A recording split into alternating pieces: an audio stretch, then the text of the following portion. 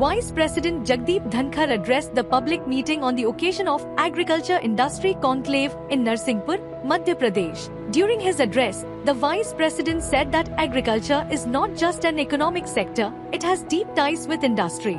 President Draupadi Murmu interacted with artists of Madhubani and Gond art as part of the Artists in Residence program in Rashtrapati Bhavan. The traditional art forms of India were showcased in Artists in Residence program, Kala Utsav in their original forms. This Kala Utsav has also provided a platform to the folk, tribal and traditional artists of India at Rashtrapati Bhavan who have continued the varied forms of art since generations.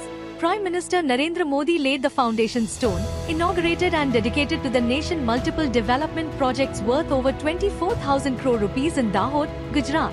Addressing the gathering, the Prime Minister said that 140 crore Indians are united in building a Viksit Bharat, emphasizing the importance of manufacturing essential goods within India. Later in the day, he laid the foundation stone, inaugurated and dedicated to the nation multiple development projects in Bhuj, Gujarat. Speaking on the occasion, the Prime Minister said the projects launched today will accelerate progress in power, renewable energy, ports and other infrastructure.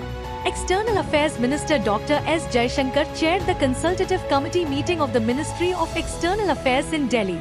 The minister discussed Operation Sindoor and India's zero-tolerance policy against terrorism in all its forms and manifestations. Union Education Minister Dharmendra Pradhan presided over a letter of intent handover ceremony to University of Liverpool in New Delhi. University of Liverpool has become the second United Kingdom university to set up science, technology, engineering and mathematics campus in India. Speaking at the ceremony, the minister said that 15 foreign universities will come to India to open their campuses in science, technology, engineering and mathematics.